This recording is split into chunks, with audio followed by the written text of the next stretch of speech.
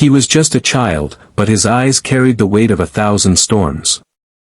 On the cold streets where privilege walked past without looking down, a young black boy stood trembling, clutching an empty bottle in his tiny hands. His sister, fragile and sick, cried in the distance, hunger tearing through her little body. And in front of him stood a man whose life was built on wealth, arrogance, and power, a millionaire untouched by struggle. The boy's voice cracked with desperation, promising a future he couldn't yet understand, that one day, he would repay the kindness of a single bottle of milk. What happened next would expose the brutal divide between wealth and survival, and change both their lives forever. The city glittered with wealth at its center, tall glass towers piercing the clouds, while in the shadows of those buildings, entire families struggled to survive. Among them was Malik, a boy no older than 10, whose childhood had been stolen by hunger and responsibility. His small hands should have held toys, yet instead they clutched whatever scraps he could find to feed his younger sister, Amira. Amira was only 5, her body frail from malnutrition, her eyes wide with a constant, pleading hunger. Their mother had fallen ill months earlier, and with their father gone, Malik had taken it upon himself to care for her. Every morning, he would set out across the city, searching for odd jobs, carrying hope that maybe, just maybe, today would be different. But most days ended the same, empty pockets, empty stomachs, and Amira's quiet sobs through the night. The contrast was merciless. Just a few blocks away, luxury cars rolled past sidewalks where children like Malik begged for food. The rich walked quickly, their eyes fixed forward, pretending not to see. Some tightened their grip on their wallets when they noticed his skin color. Others muttered insults under their breath, dismissing him as if his struggle were his fault. To them, Malik was invisible, or worse, an inconvenience.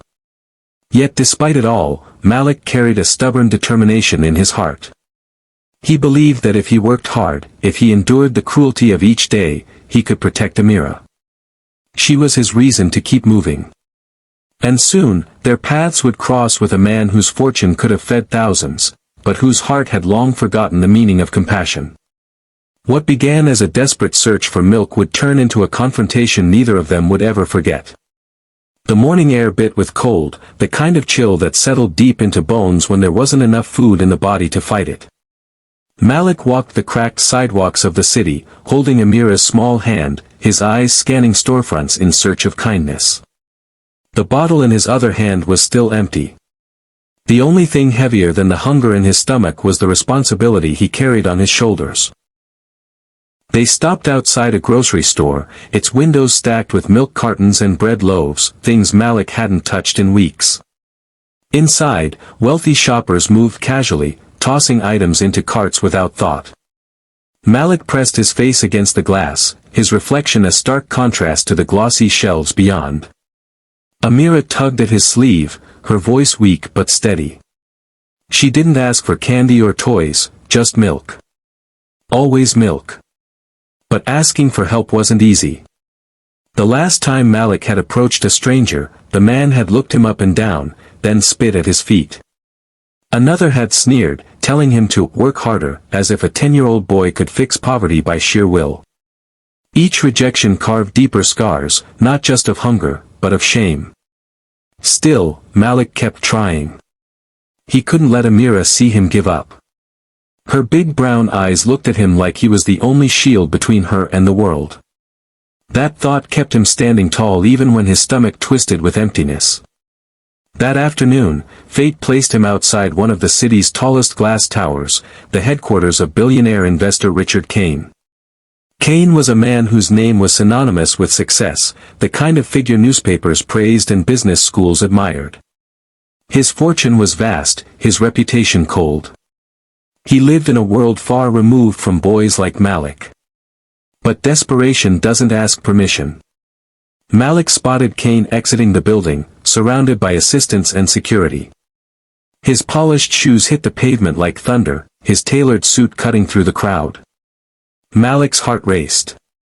He had seen this man's face on billboards and TV, always associated with power, always distant. And now, here he was, just a few steps away. Clutching Amira's hand tighter, Malik ran forward. His voice cracked as he tried to speak over the rush of traffic and the murmurs of the crowd. For a second, people turned, curious, then annoyed. Some shook their heads, others whispered. A black boy darting toward a millionaire in broad daylight? It was the kind of image people judged before they understood. Security moved fast, but Malik's desperation moved faster. He reached out with the empty bottle, his words spilling out, trembling with urgency. It wasn't just a plea for milk, it was a plea for survival. Around them, the crowd's silence grew heavy. Some laughed, some pulled out phones to record. To them, it was spectacle. To Malik, it was life or death. Richard Kane stopped, his expression unreadable. He looked down at Malik, then at the frail little girl clutching his arm, her small body shivering under oversized clothes. And in that moment, the weight of two worlds collided, the unshakable arrogance of wealth and the fragile courage of childhood. The boy's voice rose again, shaking, but strong enough to echo off the cold walls of the city, a promise, a vow far greater than his years. And that promise would change everything. The city seemed to pause in that instant. Horns blared in the distance, phones hovered midair, and dozens of eyes fixated on the sight of a ragged little boy clutching an empty bottle before a man who had never known what it meant to go without. Malik's breath came in sharp bursts, every ounce of courage pouring into words he didn't even realize he was shouting. I swear I'll pay you when I grow up. Just please, please give my sister milk. The rawness of his plea cracked through the cold air. His small frame shook, but his voice carried like a lightning strike, slicing through the wall of indifference that usually shielded men like Richard Kane. For a second, the billionaire simply stared, his face unreadable, his hands buried in pockets lined with wealth beyond imagination. But the crowd wasn't silent anymore. Some laughed cruelly, mocking Malik's words, dismissing the very idea that a child could ever repay such a debt. Others whispered, their tones laced with pity but no action. And in those voices, Malik felt the weight of centuries, the disbelief that a poor black child's promise could ever hold value in a world that measured worth by money and skin. Amira coughed softly beside him, the sound slicing deeper than any insult. Her body leaned into her brother's, fragile, desperate, trusting him completely. And Malik, barely more than a child himself, stood taller, as if sheer love could fight back the hunger and humiliation pressing against them. Richard Kane shifted, his polished shoes catching the light. He glanced at the cameras, the gawking crowd, then back at the boy. Every instinct told him to walk away, to let the child's words drown in the city's noise. He had walked past beggars 1,000 times before. But something about this moment dug deeper. It wasn't just the trembling hand holding out the bottle.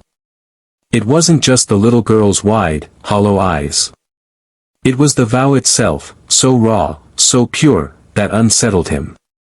A boy promising a future, offering honor in exchange for mercy. That kind of faith, it didn't belong on these streets. The billionaire's chest tightened.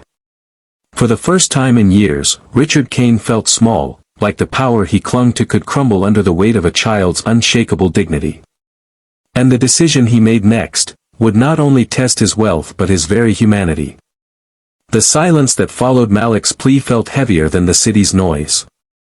For a long, aching moment, Richard Kane simply stood there, his shadow stretching across the trembling boy and his fragile sister. Then, in an action that startled even himself, the billionaire knelt. His tailored suit touched the same cracked concrete where Malik's bare feet had been standing. Gasps rippled through the onlookers. A man who was accustomed to standing above everyone else was suddenly at the level of a hungry child. Without a word, Richard reached into the bag of groceries he had just purchased. Slowly, he pulled out a carton of milk and held it out. Malik's small hands quivered as he accepted it, clutching the container like it was treasure. He pressed it against Amira's chest, whispering her name softly. Her eyes, wide and glassy, blinked with something rare, relief. But Richard wasn't finished.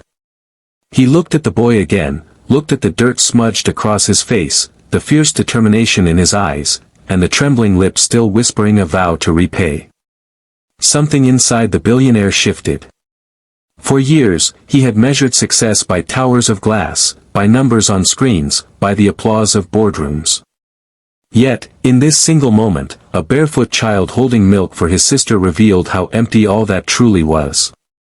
So he stood, turned toward his driver, and commanded something no one expected. Instead of walking away, Richard opened the doors of his luxury car to Malik and Amira. He told his assistant to find them a safe home, to arrange for food, medical care, and schooling. Not as charity, but as an investment in a promise, a boy's promise to repay kindness with a better future. The crowd watched in silence, their earlier laughter now swallowed by shame. Some lowered their eyes, realizing they had mocked the very strength they should have admired. Others whispered, stunned that a billionaire could be humbled not by wealth, but by the courage of a hungry child. Days turned into weeks, and Malik's story spread far beyond the street corner. News outlets carried it, communities debated it, and people across the nation saw in his plea not just desperation, but dignity. He became a symbol, not of poverty, but of perseverance, proof that the human spirit could still command respect even in the face of injustice. Years later, when Malik was grown, he never forgot the vow. He worked tirelessly, lifting his family, pursuing education, and reaching back to those still trapped in the same cycle he once fought to escape. And though Richard Kane never asked for repayment, Malik honored his promise by building opportunities for others, children like Amira, who only needed someone to believe in them. And so, the story did not end with milk. It ended with a legacy.